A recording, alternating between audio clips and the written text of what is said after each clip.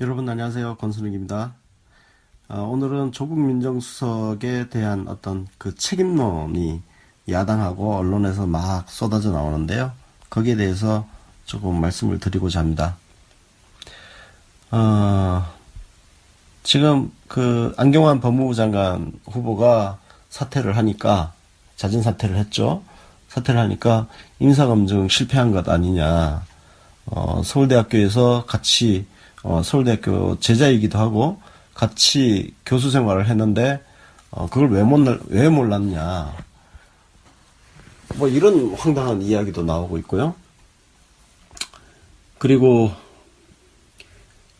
이미 이제 민정수석인데 인사검증하는 자리인데 지금 안경환 장관 후보자 그 40년 전 그 일을 낱낱이 샅샅이 파악을 못했으니 책임을 져야 된다. 난 이 이야기를 하는 사람들의 파렴치함의 끝이 어딘지 그 깊이를 진짜 가늠을 할 수가 없습니다. 여러분 잘 아시겠지만 이미 몇몇 보도가 나왔죠. 나와서 아시다시피 이명박 당시에 17명이 인사청문회 그 청문 보고서 채택이 안 됐습니다. 채택이 안 됐지만 장관을 했어요. 그리고 그때 자진 사퇴, 지명 철회한 사례도 많습니다. 그 다음에 박근혜 정권 마찬가지죠. 굉장히 많아요. 10명이나 그 청문 보고서 채택 없이 장관 임명했고요. 역시 자진 사퇴, 임명 철회 굉장히 많았습니다. 참여정부 당시에 노무현 대통령 당시에 그때 딱 3명에 불과했죠. 그거하고 비교하면 양적으로도 엄청나게 진짜 부실한 사람들이 장관을 했었고, 그리고 인사검증이라는 게 정말 형편없었죠. 그런데 그 인사검증을 가지고 민정수석 책임론을 이야기한 거는 생소하죠. 예, 진짜 생소합니다. 그래서 저는 이걸 보면서 지금 문재인 대통령이 얼마나 잘하면, 얼마나 잘하고 있는지 도대체 물어뜯을 게 없어가지고, 아이고, 오랜만에 무슨 그 뼈다귀 하나 받아문, 동네 개새끼들처럼 그 뼈 하나 지금 물고 빨고 지금 지랄 발광하고 있는 것 같아요. 민정수석 책임론, 이 낯선 단어를 굉장히 꺼낸 것 자체도 굉장히 창조적이다. 야, 야당질 하기 진짜 힘들구나, 니들. 응? 참, 진짜 퍼펙트에 가까운 정권, 문재인 대통령을 만나가지고 야당 해먹기 힘드니까 민정수석 책임론이라는 회개한 프레임을 지금 들고 나와서 난리를 치고, 심지어 조국 민정수석 그 인사 검증 실패에 대한 책임을 추궁하기 위해서 국회 출석을 요구하겠다는 이야기까지 나오고 있어요. 이 정도면요 거의 미친 거예요. 예, 이건 진짜 미친 거예요. 미친 거. 국회 수준을 도대체 어디까지 지금 수준을 떨어뜨릴 것인지 한번 볼 필요가 있고, 진짜 야당 앞에서 지금 촛불을 들어야 되나? 그죠? 지금 뭐 일부 진짜 그런 분들 굉장히 많은데, 인사청문회를 이런 식으로 더러운 정쟁의 수단으로 저는 이용할 수 있다고 생각을 합니다. 충분히. 이런 기회를 통해서 야당의 역할을 제대로 보여주면서 야당의 능력을 보여주고, 그죠? 근데 지금은 야당의 훌륭한 능력을 지금 보여주는 게 아니에요. 훌륭한 능력을 보여주는 게 아니라 더러운 능력을 지금 보여주고 있다고요. 안 그래도 지지율이 바닥을 기고 있는 이 정당들이, 이 야당들이 도대체 어쩌려고 지금 이런 행태를 국민들 앞에 지금 보여주고 있는 건지 진짜 한심한 거죠. 그리고 언론 문제인데, 언론이 지금 이 문제를 가지고 대단히 큰 어떤 일이 일어난 것처럼 기사를 부풀려서 쓰고 있단 말이에요. 다들. 인사검증 실패, 후폭풍이 어쩌고, 그래서 뭐 인사 차질, 뭐 사태라는 단어를 붙이고 부실 논란. 그래, 부실 논란은 이게 가장 평범하죠. 근데 정말 이 부분은 참 창조성도 없다. 더럽게 맨날 쓰던 대로 쓰는구나, 기사를. 습관처럼. 굉장히 습관적인, 기사예요. 기사 제목. 언론도 정신 좀 차려요. 이게 무슨 큰 사태가 났어요? 후보자가 또 자진 사퇴했어. 근데 이게 무슨 사태야. 그래서 당장 무슨 다음 일정이 어쩌고 저쩌고. 아이고, 걱정하지 마세요. 청와대 이거 가지고 눈 하나 껌뻑 안 하고, 문재인 대통령 하나도 껌뻑 안 하고, 아마 곧 조만간 바로 장관 후보자 임명할 겁니다. 그래서 인사 차질 하나도 없을 거고, 그리고 훅폭풍 걱정 하나도 안 해. 걱정할 게 뭐가 있는데. 그냥 장관 임명해가지고 검찰개혁 확실하게 해버리면 되지. 그리고 장관 후보자는 이미 검토단계에서 여러 명을 검토를 했기 때문에 이미 후임자는 결정되어 있을 거라고 봅니다. 예, 후임자는 이미 어느 정도 지금 결정되어 있을 거라 보고 있고요. 그 다음에 뭐 이제 강경화 외교부 장관, 그래서 안경환 장관 후보자 사태 때문에 강경화 외교부 장관 임명이 뭐 차질을 빚는 거 아니냐. 아이고, 걱정해줘서 감사합니다. 감사한데요. 장관 임명에 하등 영향 미칠 거 없어가지고 아마 곧 임명이 될 겁니다. 그러니까 그래요. 걱정해줘서 고맙습니다. 예, 고맙고요. 그런데 굉장히 또 내부의 적이 나타났습니다. 중앙일보 기사, 여러분들 뭐 SNS에 이미 많이 돌고 있던데요. 조국 민정수석을 뒤에서 비판하는 더불어민주당 소속 정치인 익명에 숨어가지고, 예, 바깥에서는 뭐 이런저런 좋은 이야기를 많이 하더니 청와대 안에 들어가서는 대통령 듣기 좋은 말만 한다. 쉽게 해서 아부한다, 이 얘기예요. 이게 이 쥐새끼가 누군지 진짜 궁금해졌어요. 가능성은 지금 두 가지거든요. 실제로 내부 총질러가 있어가지고 지금 이 기회에 언론이 듣고 싶은 말을 아주 딱 떡밥을 제대로 던져준 내부 총질러일 가능성이 있고, 또 하나의 가능성은 뭐냐면요. 아무도 이런 이야기를 하지 않았는데 그냥 기자가 자기 생각을 더불어민주당 소속 정치인으로 둔갑시켜서 내보냈을 가능성. 아니, 기자들이 실제로 이런 걸 많이 해요. 예. 아니, 이런 민감한 멘트 같은 거 따는 게 보통 일이 아니거든요. 왜냐면은, 이런 말을 해주는 사람도, 예를 들어서 이게 취재원 보호가 제대로 안 되고, 뭐, 소문이 좀 나가지고, 그 발언한 사람이 누구더라, 이런 식의 조금 말이 돌고 하면은, 그 감당을 어떻게 할 거예요. 그죠? 그래서 정치인들이 이런 민감한 말을 그렇게 한다는 거는 쉬운 일이 아니에요. 그래서 취재가 잘 안 되면은 기자들이 그냥 지 생각을 그냥 막 써가지고는 마치 정치인이 그렇게 이야기한 것처럼 그렇게 하는 경우도 있습니다. 창피한 얘기지만 제가 옛날 법조 출입 기자 할 때 도저히 멘트를 못 얻어가지고 그런 경우인데, 좀 부끄럽습니다. 예. 하여튼, 내부 총질러들은 우리가 끊임없이, 여러분들 뭐 아시겠지만, 이 정치 신세계의, 핵심 역할 중에 하나가 뭐냐면, 내부 총질러들 진압하는 역할을, 우리 스스로는 우리의 역할이라고 그렇게 생각을 하고 있습니다. 내부 총질러 단속해가지고, 더불어민주당이, 쉽게 흔들리지 않도록 바깥에서 지원해주는 역할. 예, 왜냐면은 정치인들끼리는 또 누가 내부 총질을 했을 때 사실 막 듣기 싫은 이야기를 대놓고 하기가 쉽지가 않아요. 그러니까 그거를 진압할 수 있는 거는 저희들 같은 일반 시민들이 바깥에서 세게 비판을 해주고 하면서 그 내부 총질러들이 좀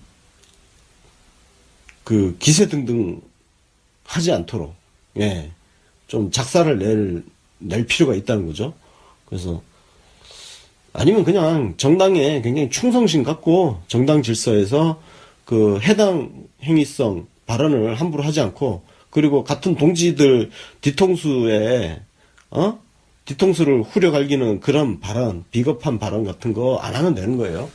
비판을 그러니까 건전한 비판은 장려할 수 있어요. 건전한 비판과 비열한 뒤통수 때리기는 엄연히 다릅니다.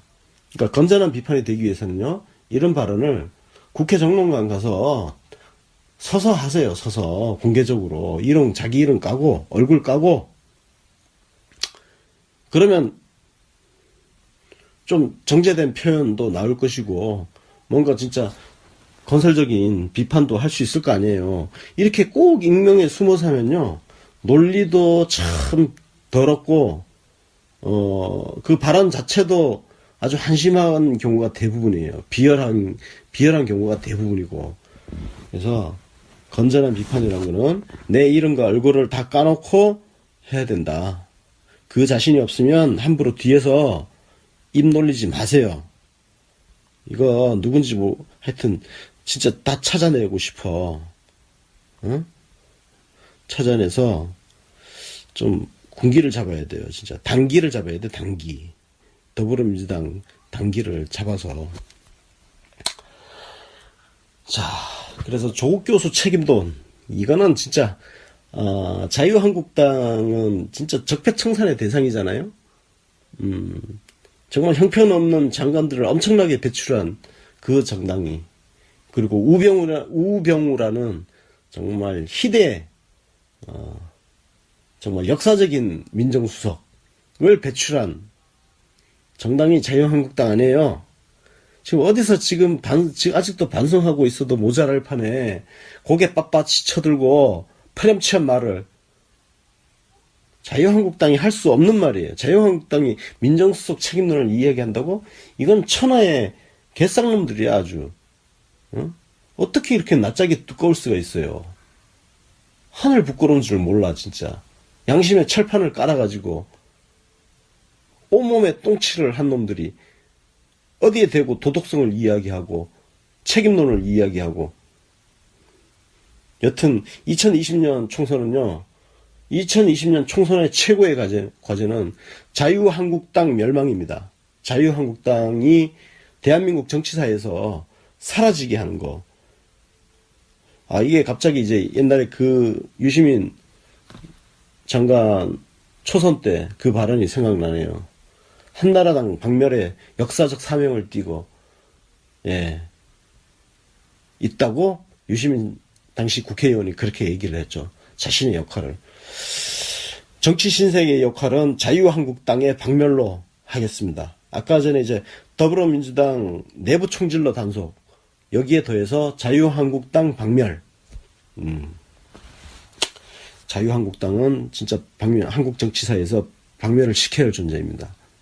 적폐청산 대상들이 어디서 시건방지게, 이게 벌써 국민들이 다 까먹은 줄 알고 당당하게 나와가지고 얼굴 들이밀고, 안경원 장관 후보자 발톱 때만도 못한 것들이 참 진짜. 자, 그리고 이번 사태에서 여러분들 뭐 이미 이제 어제 저희 외전화했어도 이미 이야기를 한번 했지만, 굉장한 불법 중요한 게 나왔죠. 최동욱 검찰총장 혼외자와 관련된 개인 신상 정보가 강남구청을 통해서 유출됐던 그 사례와 비슷하게 지금 안경환 장관 후보자의 40년 전 판결문이, 예, 유출이 됐죠. 그래서 지금 주광덕 자유한국당 주광덕이가 합법이라고 어쩌고 하는데 그 주광덕이가 합법이라고 하면 합법이에요? 그런 게 어딨어. 자, 저도 법원 출입 기자를 했지만 이런 가사 판결이라 그러거든요. 가정법원에서 이제 하는 가사 판결 같은 경우는 기자들한테 오픈하지 않습니다. 그리고 정말 정 필요해서 기자들이 판결문을 요청하는 경우에도 그 당사자는 도저히 누구인지 알 수 없게 다 가려버려요. 이게 원칙입니다. 이거는 그 법원에 규정이 있어요. 지금 이번 주광덕이 공개한 안경원 장관 후보자 그 판결문을 보면 이름이 그대로 가려지지 않고 이름이 그대로 있다는 거예요. 저는 이건 굉장히 심각한 사태라고 생각을 하고요. 이 자료를 주광덕 쪽에다가 유출한 법원 내부 인물들이 누구인지, 그리고 그 결제 라인의 최종 책임자까지가 누구 있는지 이걸 정말 철저하게 진상조사를 해가지고 대법원이 빨리 해명을 내놔야 된다고 생각을 합니다. 법원 행정처죠. 법원 행정처가 조속한 시일 내에 이 경위에 대해서 해명을 해야 할 것이고, 관련자들은 문책, 거기에 더 나아가서 형사처벌 조치까지 해야 된다고 저는 생각을 합니다. 개인의 사생활이 보호받지 못하는 나라는 건강한 나라라고 할 수 없습니다. 왜 우리가 그 타인의 사생활을까지 그렇게 알아야 됩니까? 공직자라서? 공직자면 그러면 사생활 보호가 전혀 필요하지 않다는 이야기입니까? 저는 자유주의자로서요, 개인의 사생활은 어떤 형태로도 보호가 돼야 된다고 생각을 합니다. 그것이 타인에게 피해를 끼친 범죄 행위라든지 이런 경우를 제외하고는 개인의 사생활은 보호가 되어야 된다. 그리고 40년 전 판결문을 얻어낸다는 거는 이게 보통 일이 아니에요. 굉장히, 저는 이 자료 유출에 협조해주는 법원 공무원들이 대단히 성실한 사람들이구나. 굉장히 성실한 사람들이구나. 그런 생각을 해봤습니다. 왜 성실한지를, 왜 그렇게 성실했는지 굉장히 궁금해져요. 그래서 어쨌든 이 부분은 그 불법성, 그 판결문 유출의 불법성에 대해서는요, 여러분들 저희 UBC 홈페이지에 오시면, 그러니까 www.newbc.kr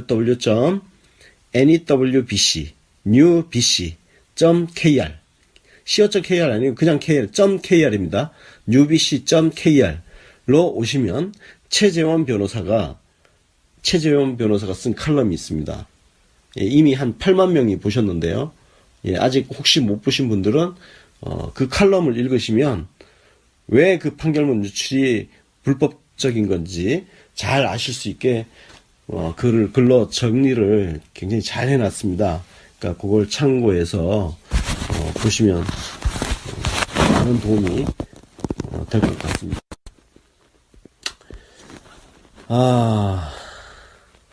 자, 이번 이 특종을 TV조선이 지금 했는데, 최동욱 검찰총장 그 보도도, 그죠? 그때 그거 조선일보가 했죠, 조선일보가. 조선일보가 하여튼, 네. 하여튼, 언론 영향력이 세가지고, 그런지 모르겠지만, 예. 빨대가 참, 주광덕이가 빨대지만. 자, 어쨌든, 저는 지금 이번 사태를 보면서, 혹시라도 그 40년 전에 안경환 그 27살의 치기 어린, 좀 잘못된, 왜곡된 그 사랑, 왜곡된 사랑을 했던 안경원이라는 청년, 젊은 사람에게 피해를 당한 그분이 혹시라도 언론에 노출될까봐 굉장히 걱정이 되고 있습니다. 왜냐하면 지금 언론들이 왜 지금 조국 민정수석 책임론 이야기하는 게 왜 그런 시시콜콜한 사생활까지 다 못 파헤쳤냐 이 얘기거든요. 그걸 다 파헤치려면 결국은 그 40년 전에 안경환 후보자한테 피해를 입었던 그분을 찾아내서 취재를 해야 된다는 얘기예요. 지금 야당과 언론이 하는 소리가 바로 그런 굉장히 야만적이고 폭력적인 그 이야기를 하고 있다고요. 지금 2차 피해자를 지금 만들자는 거예요. 그걸 안 했다고 부실검증 책임을 물어야 된다. 이 논리거든요. 여러분들 납득이 가십니까? 이게? 납득이 안 되는 거죠. 예, 납득이 안 됩니다. 그래서 그 부실검증 사생활, 특히 사생활 우리가 양보할 수 없는 가치다. 자유를 누려야 할 민주주의 국가에서 사생활은 어떤 형태로든 보호가 되어야 된다. 제 개인의 소신입니다. 저는 평등이라는 가치는 자유 앞에서 저는 개인적으로 그렇습니다. 자유를 포기한 평등은 저는 원하지 않아요. 개인적으로. 그런 세상에 살고 싶지도 않고. 그래서 그런 측면에서 우리 개인의 사생활에 대해서 이 보도를 하는 부분 있잖아. 특히 연예 뉴스, 그 찌라시 같은 거, 그 연예인들의 사생활이 일거수일투족 보도되는 거에 대해서 저는 굉장히 좀 불편합니다. 그리고 그런 보도가 소비가 굉장히 많이 되고 있는, 우리 옛날에 그 미장원을 가면 그 동네 아줌마들 모여가지고 그 여성지, 그죠? 여성지가 많았잖아요. 미장원을 가면 여성지에 그런 갖가지 이제 뒷이야기들, 루머 이런 것들 막 실려 나오고 아줌마들 사이에서 막 그런 이야기 막 돌고. 자, 아저씨들은 그 옛날에는 그 찌라시 있잖아요. 찌라시 보면 예를 들어서 스폰서 연예인 해가지고 A급 A급 같은 경우는 예를 들어서 이런 거죠. 월 몇천만 원. B급 하면은 월 1000, C급 월 800, 500 이런 식으로 해가지고 그 명단 같은 것들이 쭉 연예인 명단이 작성이 돼서 막 돌아다니고, 그거 가지고 궁시렁궁시렁 설왕설래 하면서 참 뭘 좀 많이 안다는 듯이 결국 이제 아는 체 하기 좋아하는 사람들이 말을 만들어내기도 하고, 물론 그 가운데 일부는 또 사실이 또 담겨 있을 수 있습니다. 근데 그 찌라시라는 게 보통 결국은 그 최초 생산지는 가장 가까이 있는 사람들이고 기자들이 많이 연루되어 있죠. 사실은 찌라시 같은 경우는. 제가 그 찌라시 이야기를 말씀드리면, 제가 옛날 그 기자 어릴 때, 병아리 때 정보 보고를 하나 했어요. 근데 사실 그 정보 보고도 저도 얻어 들은 거거든요. 어떤 연예인에 대한 정보 보고인데, 그걸 내부 게시판에, 내부 이제 사내 인트라넷, 그 내부인만 볼 수 있는 인트라넷에 올렸는데, 그게 며칠 뒤에 그야말로 찌라시, 토시 하나 안 바뀌고 제가 올린 그 원문 그대로, 그러니까 낱말 배치 구조까지 똑같아요. 그게 그대로 올라와 있더라고요. 제가 그때 정말 무서웠습니다.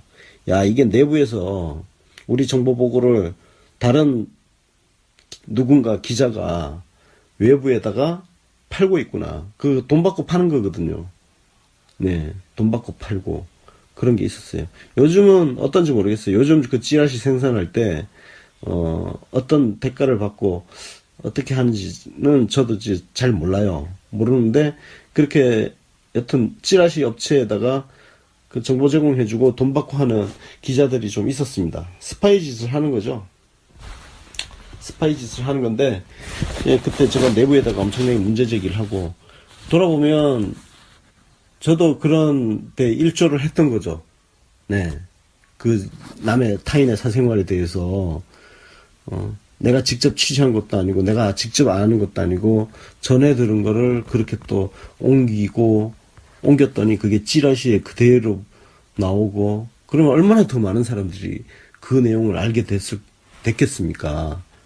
그래서 저는 어떤 형태로든 이런 타인의 사생활에 대해서 이러쿵저러쿵 하는 이 문화는 우리가 자꾸 좀 외면을 해주어 가면서, 해야 되는데, 참 그게 인간의 본성하고 잘 안 맞는 것 같아요. 그죠? 예. 몇 사람은 뭐해도 다 그 자리에 없는 사람 뒷담화 까는 게 술안주잖아요, 원래. 예. 뒷담화가 제일 재밌잖아요. 근데 그 문제는 그 과정에서 전혀 확인되지 않은, 본인한테 확인되지 않은 이야기를 마치 사실처럼 막 떠들어요. 근데 제가 살아보니까 기자들이 그런 걸 제일 잘하더라고. 아니, 원래 기자란 직업이, 사실 확인이 습관이 되어야 되는데, 사실 확인 같은 거 안 하고, 소설 잘 쓰는 애들이 하여튼 모여 있어요.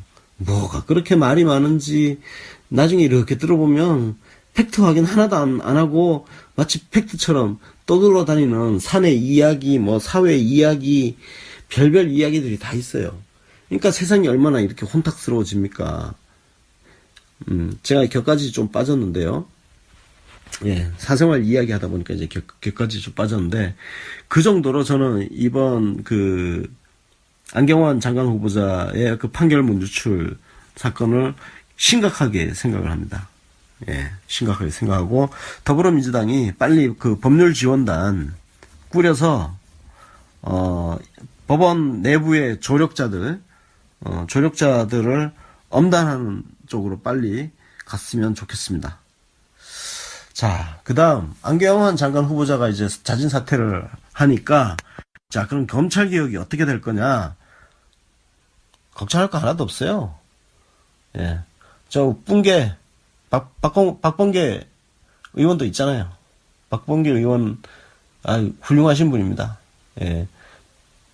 제 그 일화를 잠깐 말씀드리면, 제가 98년도, 제가 박범계 의원을 판사 시절이죠. 배석 판사 시절인데, 그때 처음 만난 게 아마 98년인가? 99년인가? 그때쯤이었는데요. 이분이 배석 판사 할 때인데, 이분이 기자들한테, 일종의 약간 싸가지 없는 판사. 그냥 싸가지 없다고 뭐 아주 싸가지 없고 이게 아니고, 정확하게는 불친절한 판사. 그러니까 기자들한테요, 친절하지가 않아. 근데 저는 그게 정말 마음에 들더라고요. 그러니까 기자들한테 굽신거리고, 막 쓸데없이 불필요하게 과도하게 겸손하고 이런 사람들은 저는 좋게 안 보여요. 그건 정치인도 마찬가지입니다. 정치인도 나는 이제 처음 봤는데 엄청 친한 척 하면서 막 악수를 막 손을 흔들어대면서 악수하는 그런 정치인이 있습니다. 정모식이 뭐 진짜 싫더라고요. 아니 이제 처음 봤는데 엄청 친한 척하고 날 언제 봤다고. 예. 사기꾼 같잖아요. 그러니까 박범계 의원 같은 경우는 하여튼 배석 판사 때 그랬어요. 그냥 참 담백한 사람, 기자들한테 쓸데없이 잘 보이려고 하지도 않고, 그러니까 자기 중심이 있었던 거죠. 자기 중심. 그리고 자기 직업에 대한 자기 소신이 있었던 거고, 그러니까 기자들한테 뭐 그랬던 거죠. 그 역시나 2002년도에 이 양반이 유시민이 MBC 백분 토론 때려치고 국민 개혁당 만들고 뭐 노무현 구하기 뛰어들었던 것처럼 이 양반도 그때 판사를 때려치고 노무현 구하기에 뛰어들었던 박범계 의원이 그런 사람입니다. 그래서 이 양반이 뭐 법무부 비서관도 했고 판사 출신이고, 그러니까 그리고 연수원 기수도 뭐 꽤 되고 국회의원 선수도 이제 뭐 3선 쌓였고 법무부 장관은 가면은 잘할 것 같아요. 검찰이 함부로 하기도 힘들 거고. 그리고 또 한 분은 저는 개인적으로 인하대 법학전문대학원의 그 김인혜 교수, 이분도 사법시험 출신자인데 그 변호사를 하다가 인하대 법대 교수를 굉장히 꽤 오래 하고 있죠. 근데 이분이 그 2011년도에 문재인 대통령하고 검찰개혁 방안을 담은 책을 공동 집필하신 분이에요. 그러니까 문재인 대통령이 하고자 하는 검찰개혁이나 방향, 철학을 가장 잘 알고 잘 이해하고 계시는 분. 그러니까 이런 분이 장관이 되면 검찰개혁을 굉장히 대통령이 일단 편하게 할 수 있을 것 같아요. 왜냐면은 장관이 너무 이해를 잘 하고 있으면 뭐 이렇게 저렇게 설명을 안 해도 되잖아요. 예, 대통령 입장에서는 얼마나 편하겠어요. 그래서 김인혜 교수도 제가 보기엔 괜찮고, 그 일부에서 뭐 이정희 그 통합진보당 전 대표 이야기 나오길래 제가 이거 그냥 말씀드린데, 아니 그런 농담이라도 그런 말 하지 마세요. 이정희가 웬 말이야 진짜. 어? 이정희는요 통합진보당 그 해산 심판 당시에요. 이 사람은 정치를 해야 할 때 곳에서 법논리를 들어서 망치고, 그리고 법논리가 필요한 법정에서 정치적 구호만 외치다가 재판 망치고. 저는 통합진보당 해산심판 그 당시에 이정희 그 변론이 진짜 형편없다고 생각합니다. 그건 법률가의 논리가 아니라 정치인의 논리였어요. 그리고 오히려 정치력이 필요했던 그 통합진보당 부정경선 사태 당시에는, 그때는 정치력이 필요한데 그때 엄청나게 무슨 법논리 갖고 참 여러 사람 답답하게 했죠. 아니 그런 사람이 무슨 법무부 장관 이야기를 지금 꺼내고 있어요. 농담이라도 그 진짜 하지 마세요. 예, 진짜 그런 하는 거 보면 저는 개인적으로 진짜 좀 짜증이 나더라고. 그거 통진당 세력들인가? 난 통진당 세력들하고 안 친한데, 하여튼 눈에 보여가지고.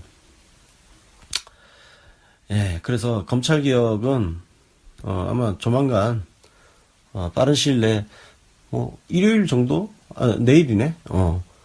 뭐 하여튼 곧 발표 날 거예요. 발표 나고, 예, 또 인사청문회 하고 장관 임명하고 하면 되죠 뭐. 그래서 검찰개혁도 별 문제 없을 것이다. 예. 여러분 안녕하세요, 권순욱입니다. 오늘은 조국 민정수석에 대한 어떤 그 책임론이 야당하고 언론에서 막 쏟아져 나오는데요. 거기에 대해서 조금 말씀을 드리고자 합니다. 지금 그 안경환 법무부 장관 후보가 자진 사퇴를 했죠. 사퇴를 하니까 인사검증 실패한 것 아니냐. 서울대학교에서 같이 서울대학교 제자이기도 하고 같이 교수 생활을 했는데 그걸 왜 몰랐냐. 뭐 이런 황당한 이야기도 나오고 있고요. 그리고 이미 이제 민정수석인데 인사검증하는 자리인데 지금 안경환 장관 후보자 그 40년 전 그 일을 낱낱이 샅샅이 파악을 못했으니 책임을 져야 된다. 난 이 이야기를 하는 사람들의 파렴치함의 끝이 어딘지 그 깊이를 진짜 가늠을 할 수가 없습니다. 여러분 잘 아시겠지만 이미 몇몇 보도가 나왔죠. 나와서 아시다시피 이명박 당시에 17명이 인사청문회 그 청문 보고서 채택이 안 됐습니다. 채택이 안 됐지만 장관을 했어요. 그리고 그때 자진 사퇴, 지명 철회한 사례도 많습니다. 그 다음에 박근혜 정권 마찬가지죠. 굉장히 많아요. 10명이나 그 청문 보고서 채택 없이 장관 임명했고요. 역시 자진 사퇴, 임명 철회 굉장히 많았습니다. 참여정부 당시에 노무현 대통령 당시에 그때 딱 3명에 불과했죠. 그거하고 비교하면 양적으로도 엄청나게 진짜 부실한 사람들이 장관을 했었고, 그리고 인사검증이라는 게 정말 형편없었죠. 그런데 그 인사검증을 가지고 민정수석 책임론을 이야기한 거는 생소하죠. 예, 진짜 생소합니다. 그래서 저는 이걸 보면서 지금 문재인 대통령이 얼마나 잘하면, 얼마나 잘하고 있는지 도대체 물어뜯을 게 없어가지고 충질러가 있어가지고 지금 이 기회에, 저 언론이 듣고 싶은 말을 아주 딱 떡밥을 제대로 던져준 내부 총질러일 가능성이 있고, 또 하나의 가능성은 뭐냐면요, 아무도 이런 이야기를 하지 않았는데 그냥 기자가 자기 생각을 더불어민주당 소속 정치인으로 둔갑시켜서 내보냈을 가능성. 아니, 기자들이 실제로 이런 걸 많이 해요. 아니, 이런 민감한 멘트 같은 거 따는 게 보통 일이 아니거든요. 왜냐면은 이런 말을 해주는 사람도, 예를 들어서 이게 취재원 보호가 제대로 안 되고 뭐 소문이 좀 나가지고 그 발언한 사람이 누구더라 이런 식의 조금 말이 돌고 하면은 그 감당을 어떻게 할 거예요, 그죠? 그래서 정치인들이 이런 민감한 말을 그렇게 한다는 거는 쉬운 일이 아니에요. 그래서 취재가 잘 안 되면은 기자들이 그냥 지 생각을 그냥 막 써가지고는 마치 그 정치인이 그렇게 이야기한 것처럼 그렇게 하는 경우도 있습니다. 창피한 얘기지만 제가 옛날 법조 출입 기자 할 때 도저히 멘트를 못 얻어가지고 그런 경우인데 좀 부끄럽습니다. 예. 하여튼 내부 총질러들은 우리가 끊임없이, 여러분들 뭐 아시겠지만 이 정치 신세계의 핵심 역할 중에 하나가 뭐냐면 내부 총질러들 진압하는 역할을 우리 스스로는 우리의 역할이라고 그렇게 생각을 하고 있습니다. 내부 총질러 단속해가지고 더불어민주당이 쉽게 흔들리지 않도록 바깥에서 지원해주는 역할. 예, 왜냐면은 정치인들끼리는 또 누가 내부 총질을 했을 때 사실 막 듣기 싫은 이야기를 대놓고 하기가 쉽지가 않아요. 그러니까 그거를 진압할 수 있는 거는 저희들 같은 일반 시민들이 바깥에서 세게 비판을 해주고 하면서 그 내부 총질러들이 좀 기세등등 하지 않도록, 예, 좀 작사를 내주고, 아이고 오랜만에 무슨 뼈다귀 하나 받아문 동네 개새끼들처럼 그 뼈 하나 지금 물고 빨고 지금 지랄 발광하고 있는 것 같아요. 민정수석 책임론, 이 낯선 단어를 굉장히 꺼낸 것 자체도 굉장히 창조적이다. 야, 야당질 하기 진짜 힘들구나, 니들. 응? 참, 진짜 퍼펙트에 가까운 정권, 문재인 대통령을 만나가지고 야당 해먹기 힘드니까 민정수석 책임론이라는 회개한 프레임을 지금 들고 나와서 난리를 치고, 심지어 조국 민정수석 인사 검증 실패에 대한 책임을 추궁하기 위해서 국회 출석을 요구하겠다는 이야기까지 나오고 있어요. 이 정도면요 거의 미친 거예요. 예, 이건 진짜 미친 거예요, 미친 거. 국회 수준을 도대체 어디까지 지금 수준을 떨어뜨릴 것인지 한번 볼 필요가 있고, 진짜 야당 앞에서 지금 촛불을 들어야 되나? 그죠? 지금 뭐 일부 진짜 그런 분들 굉장히 많은데, 인사청문회를 이런 식으로 더러운 정쟁의 수단으로 저는 이용할 수 있다고 생각을 합니다. 충분히. 이런 기회를 통해서 야당의 역할을 제대로 보여주면서 야당의 능력을 보여주고, 그죠? 근데 지금은 야당의 훌륭한 능력을 지금 보여주는 게 아니에요. 훌륭한 능력을 보여주는 게 아니라 더러운 능력을 지금 보여주고 있다고요. 안 그래도 지지율이 바닥을 기고 있는 이 정당들이, 이 야당들이 도대체 어쩌려고 지금 이런 행태를 국민들 앞에 지금 보여주고 있는 건지 진짜 한심한 거죠.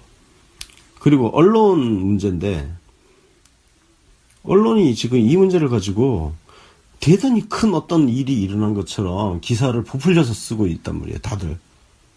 인사검증 실패, 후폭풍이 어쩌고. 그래서 뭐 인사차질, 뭐 사태라는 단어를 붙이고, 부실 논란. 그래, 부실 논란은 이게 가장 평범하죠. 근데 정말 이 부분은 참 창조성도 없다. 더럽게 맨날 쓰던 대로 낼 필요가 있다는 거죠. 그래서 아니면 그냥 정당에 굉장히 충성심 갖고 정당 질서에서 그 해당 행위성 발언을 함부로 하지 않고, 그리고 같은 동지들 뒤통수에 뒤통수를 후려갈기는 그런 발언, 비겁한 발언 같은 거 안 하면 되는 거예요. 비판을 그러니까 건전한 비판은 장려할 수 있어요. 건전한 비판과 비열한 뒤통수 때리기는 엄연히 다릅니다. 그러니까 건전한 비판이 되기 위해서는요, 이런 발언을 국회 정론관 가서 서서 하세요. 서서 공개적으로 자기 이름 까고 얼굴 까고. 그러면 좀 정제된 표현도 나올 것이고 뭔가 진짜 건설적인 비판도 할 수 있을 거 아니에요. 이렇게 꼭 익명에 숨어서 하면요, 논리도 참 더럽고 그 발언 자체도 아주 한심한 경우가 대부분이에요. 비열한 경우가 대부분이고. 그래서 건전한 비판이라는 거는 내 이름과 얼굴을 다 까놓고 해야 된다.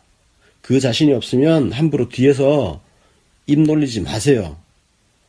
이거 누군지 뭐 하여튼 진짜 다 찾아내고 싶어.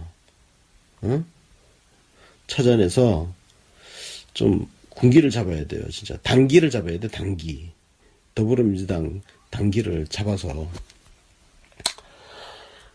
자, 그래서 조국 교수 책임론, 이거는 진짜 자유한국당은 진짜 적폐청산의 대상이잖아요. 정말 형편없는 장관들을 엄청나게 배출한 그 정당이, 그리고 우병우라는 정말 희대 정말 역사적인 민정수석을 배출한 정당이 자유한국당 아니에요. 지금 어디서 지금 아직도 반성하고 있어도 모자랄 판에 고개 빳빳이 쳐들고 파렴치한 말을, 자유한국당이 할 수 없는 말이에요. 자유한국당이 민정수석 책임론을 이야기한다고?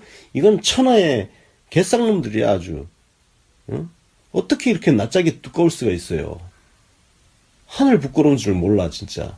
양심의 철판을 깔아가지고 온몸에 똥칠을 한 놈들이 어디에 대고 도덕성을 이야기하고 책을 쓰는구나, 기사를. 습관처럼. 굉장히 습관적인 기사예요. 기사 제목. 언론도 정신 좀 차려요. 이게 무슨 큰 사태가 났어요? 후보자가 또 자진 사퇴했어. 근데 이게 무슨 사태야. 그래서 당장 무슨 다음 일정이 어쩌고 저쩌고. 아이고, 걱정하지 마세요. 청와대 이거 가지고 눈 하나 껌뻑 안 하고, 문재인 대통령 하나도 껌뻑 안 하고 아마 곧 조만간 바로 장관 후보자 임명할 겁니다. 그래서 인사 차질 하나도 없을 거고, 그리고 후폭풍 걱정 하나도 안 해. 걱정할 게 뭐가 있는데. 그냥 장관 임명해가지고 검찰개혁 확실하게 해버리면 되지. 그리고 장관 후보자는 이미 검토단계에서 여러 명을 검토를 했기 때문에 이미 후임자는 결정되어 있을 거라고 봅니다. 예, 후임자는 이미 어느 정도 지금 결정되어 있을 거라 보고 있고요. 그 다음에 뭐 이제 강경화 외교부 장관, 그래서 안경환 장관 후보자 사태 때문에 강경화 외교부 장관 그 임명이 뭐 차질을 빚는 거 아니냐. 아이고, 걱정해줘서 감사합니다. 감사한데요. 그 장관 임명에 하등 영향 미칠 거 없어가지고 아마 곧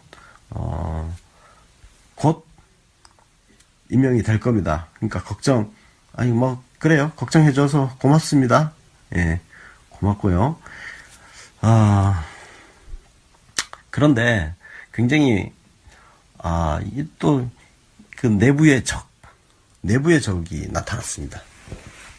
중앙일보 기사, 여러분들 뭐 SNS에 이미 많이 돌고 있던데요. 조국 민정수석을 뒤에서 비판하는 그 더불어민주당 소속 정치인 익명에 숨어가지고 바깥에서는 뭐 이런저런 좋은 이야기를 많이 하더니 청와대 안에 들어가서는 대통령 듣기 좋은 말만 한다. 쉽게 해서 아부한다 이 얘기예요. 이게 이 쥐새끼가 누구인지 진짜 궁금해졌어요. 가능성은 지금 두 가지거든요. 실제로 그 내부